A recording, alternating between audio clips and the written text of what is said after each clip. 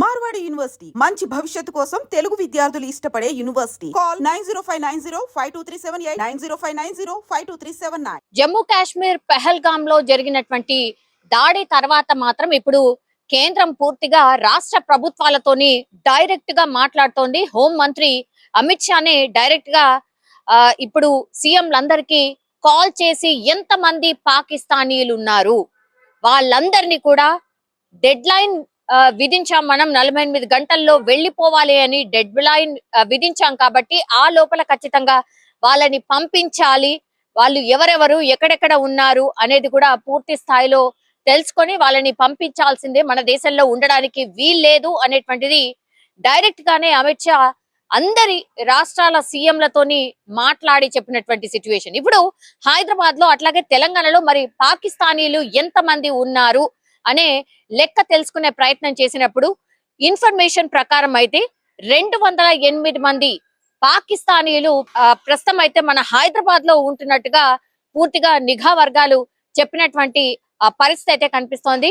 వీళ్ళందరూ కూడా శంషాబాద్ లోని ఫారినర్స్ రీజనల్ రిజిస్ట్రేషన్ ఆఫీస్ లో ఖచ్చితంగా వీళ్ళ పేరుని నమోదు చేసుకోవాల్సి ఉంటుంది. ఎవరైనా సరే 48 గంటల్లో వెళ్లిపోవాలి అని కేంద్రమే ఆదేశించింది కాబట్టి పాకిస్తానీయులు ఇక ఎక్కడ కూడా అంటే భారతదేశంలో ఎక్కడ కూడా ఉండడానికి వీల్లేదు. అది ఎస్పెషల్లీ హైదరాబాద్ లో 208 మంది ఉన్నారని లెక్క తేల్చింది. అలాగే కేంద్రమే ఒక లిస్ట్ ని రిలీజ్ చేసింది కాబట్టి అందులో భాగంగానే ఇప్పుడు రాష్ట్ర సర్కార్ రంగంలోకి దిగింది.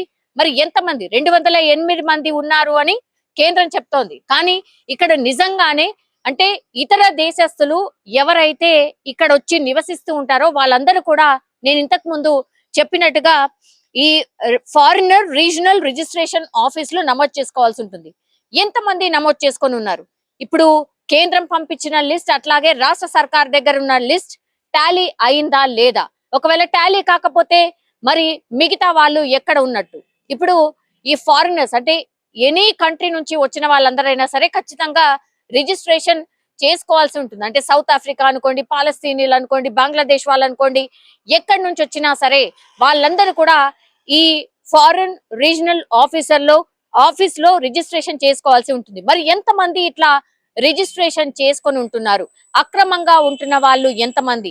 పూర్తిగా లెక్క తేల్చాల్సిందిగా ఇప్పుడు కేంద్రం ఒక రకంగా ఆదేశాలైతే జారీ చేసిన సిచ్యువేషన్. యాక్చువల్లీ పాకిస్తానీయులు ఇక్కడ ఉండొద్దు, పాకిస్తానీల లిస్ట్ మా దగ్గర ఉంది, మేము పంపిస్తున్నాం. అది కాకుండా అడిషనల్ గా ఇంకా ఎంతమంది ఉంటున్నారు ఏంది అనేది తేల్చాల్సింది. అట్లాగే 48 గంటలు మేము ఒక డెడ్ లైన్ పెట్టాం. సో మీరు కూడా ఆ 48 గంటల్లో పూర్తి స్థాయిలో పాకిస్తానీలు ఎవరైతే తెలంగాణలో ఉంటున్నారో వాళ్ళందరినీ కూడా రేపటి లోపు పంపించాల్సిందే అంటూ హోంమంత్రి అమిత్ షానే డైరెక్ట్ గా మాట్లాడినటువంటి సిచ్యువేషన్. సో స్ట్రిక్ట్ గా ఇది ఇంప్లిమెంట్ కాబోతోందని ఒక మెసేజ్ అయితే పంపించింది. పాకిస్తానీలు ఏ మాత్రం కూడా స్పేర్ చేసే అవకాశం లేదని డైరెక్ట్ గానే మెసేజ్ ఇచ్చిన సిచ్యువేషన్ అయితే కనిపిస్తోంది. సో ఈ నేపథ్యంలోనే ఇప్పుడు కేంద్రం ఆదేశాలతోని రాష్ట్ర సర్కార్ కూడా రంగంలోకి దిగినటువంటి పరిస్థితి.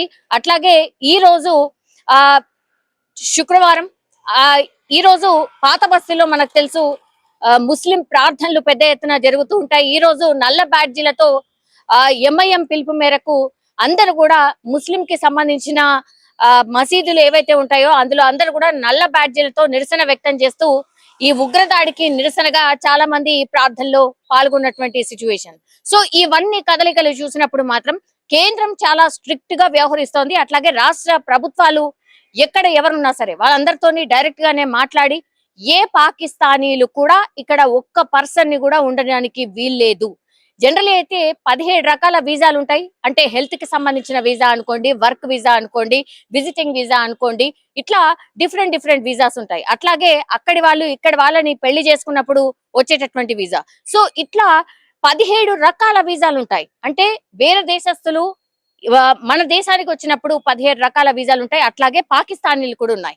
అందులో భాగంగానే ఆ లిస్ట్ ని తీసినప్పుడే 208 మంది అని తేలింది. కాబట్టి 208 మంది ఖచ్చితంగా మన దేశం విడిచి వెళ్ళిపోవాల్సిందే ఆర్ రాష్ట్రం విడిచి వెళ్ళిపోవాల్సిందే.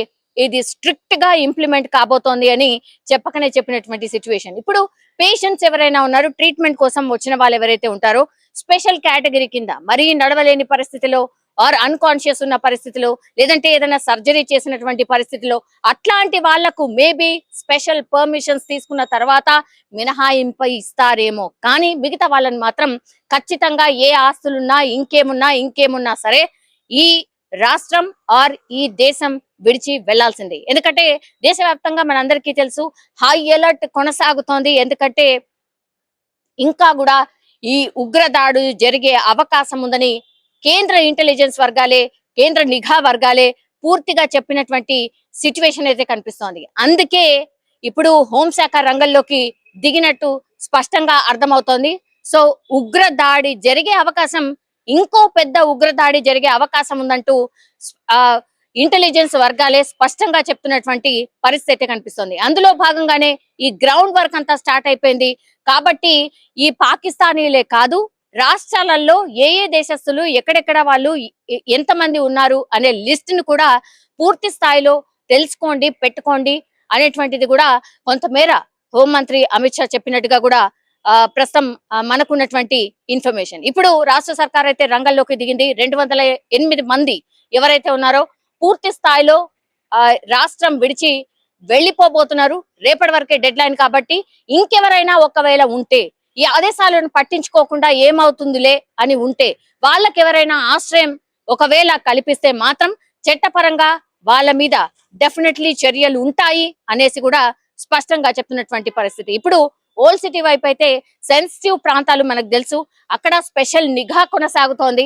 అట్లాగే ఎన్ఎస్జి కమాండోస్ కి సంబంధించి కూడా అప్పుడప్పుడు వాళ్ళు కూడా వచ్చి, ఎన్ఐఏ అధికారులు కూడా అప్పుడప్పుడు వచ్చి పాత బస్తీలో కావచ్చు, నిజామాబాద్ ఇట్లాంటి కొన్ని ఏరియాస్ లో అప్పుడప్పుడు కొంతమందిని లిఫ్ట్ చేసి వాళ్ళని తీసుకెళ్లి ఇంట్రాగేషన్ చేశారు అన్నటువంటి వార్తలు కూడా మనం చాలానే వింటూ ఉంటాం.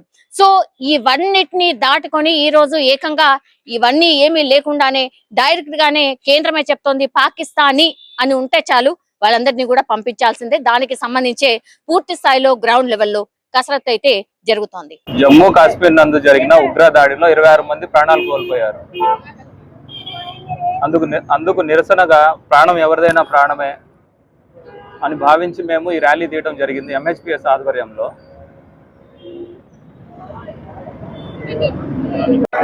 హిందూ ముస్లిం హిందూ ముస్లిం హిందూ ముస్లిం